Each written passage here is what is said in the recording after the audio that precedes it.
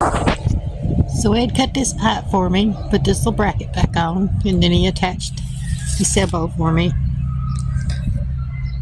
So it's, like I said, it was really easy to install. Don't know how it'll hold up, but we'll find out. I come back, got 2 more cinder blocks, put them on top. The barrel was easy to assemble. All I did is just put this hose on, tighten the clamp around it, pop this little hose holder in here.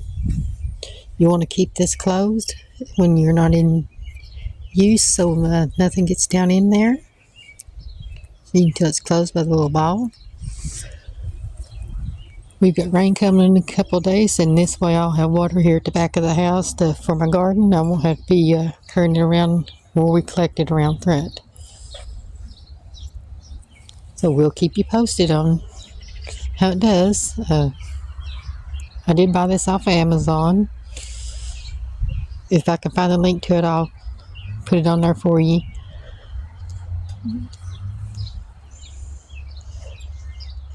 So I'm happy to have it installed and this mess cleaned up. Thanks for joining me. We'll see you in the next video.